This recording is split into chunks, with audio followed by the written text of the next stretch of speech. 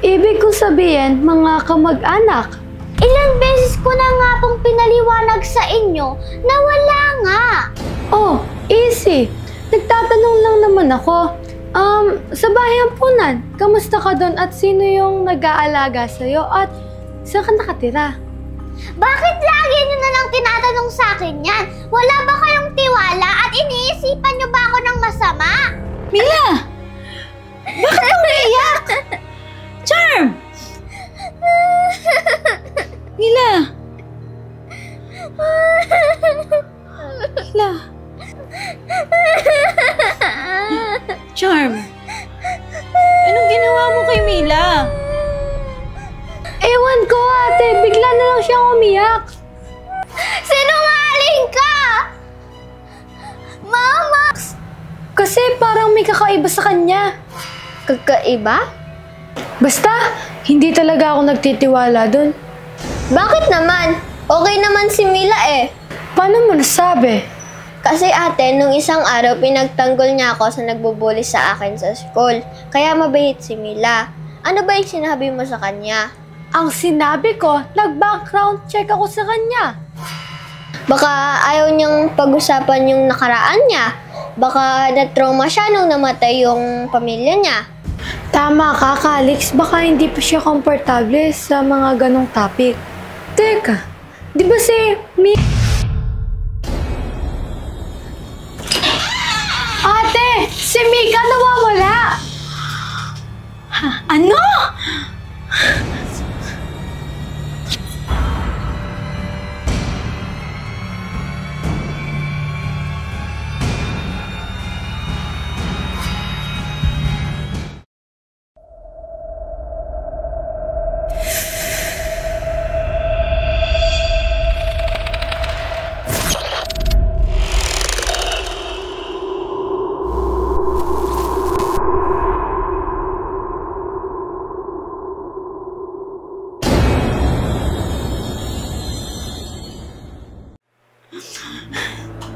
Nasaan na kaya si Mika?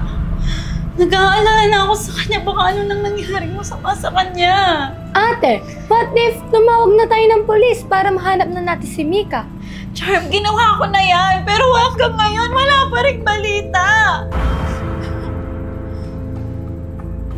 Bakit di siya nagpaalam pag umaalis siya? Di ba takot siya mag-isa? Baka may kumuha sa kanya at napilitan siya lumabas. Sino naman? Baka si Mila. Teka, Charm. Ayan ka na naman. Nag-iisip ka na naman ng masama kay Mila. Hindi naman niya magagawa yun. Ate, di ba siya lang yung kasama ni Mika pag nasa school ako at pag nasa work ka? Baka meron lang siyang alam kung saan siya pumupunta. Tama po si Ate Charm. Baka po may alam po si Mila. Hindi. Hindi alam ni Mila yan. Kasi kung alam ni Mila yan, kanina pa sana, sinabi niya sa atin. Bala ka, ate, kung palagi mo na lang pinagtatanggol si Mila. Charm!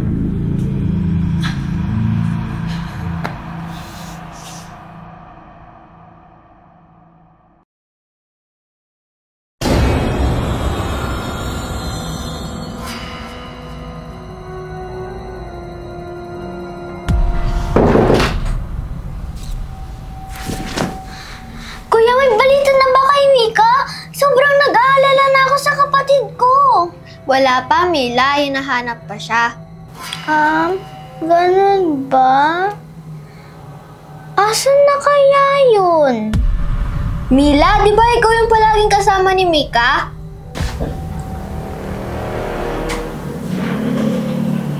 Oo, pero kala ko kasi kasama siya ni Mama. Pero kahapon sinisigawan ka ni Mika, di ba? Sabi niya sinungaling ka daw at ayaw na niya sa'yo. Anong sabi mo? Sinabi niya yon?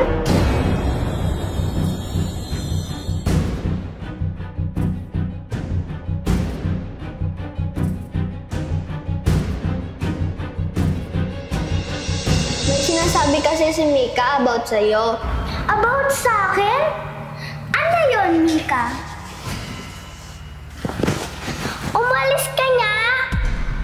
Ano ba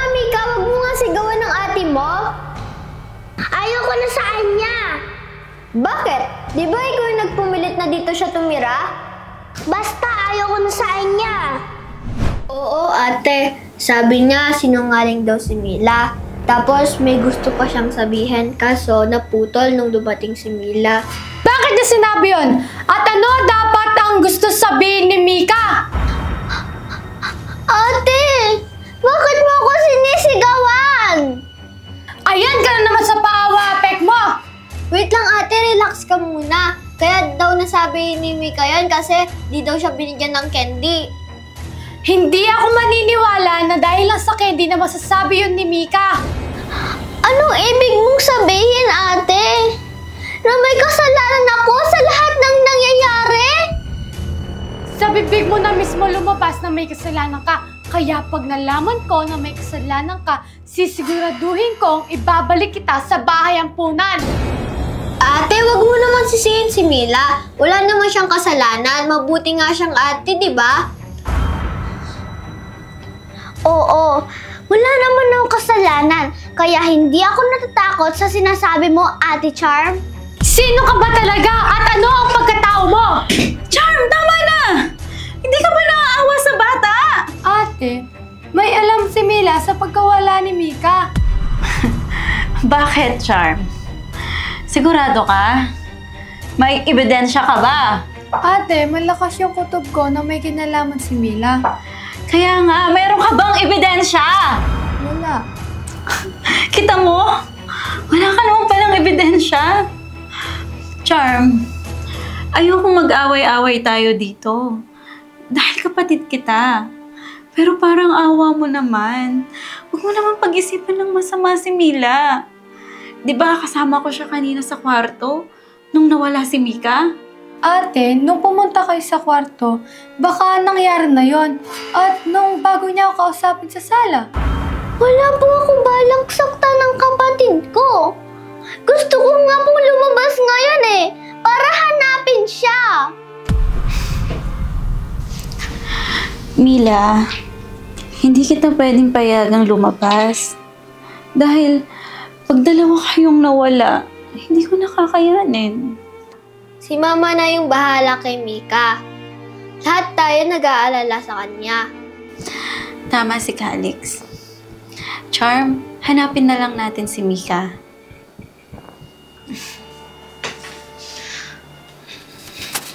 Maiwan na muna kita dyan, Mila.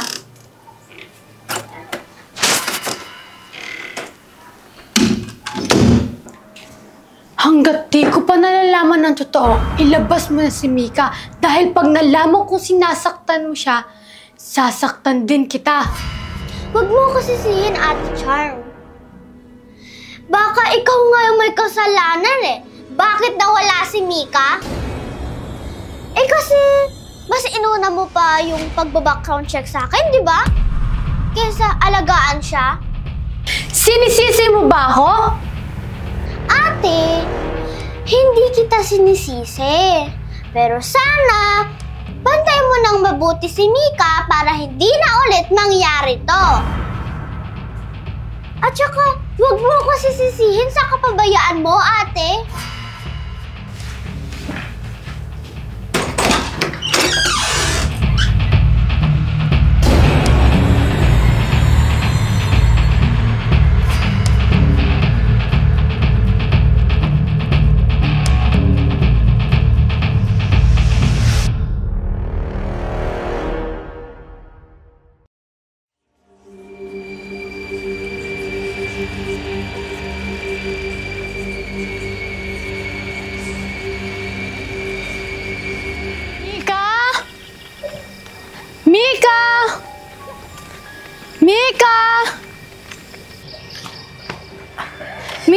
Miss, okay ka lang? Miss, inom ka muna ng tubig. Anong nangyari sa'yo? Ba't parang nahihilo ka? May mag-aasa sa akin. Di ba bahay ito ni Celine? Oo. Teka, ba't kilala mo yung ate ko?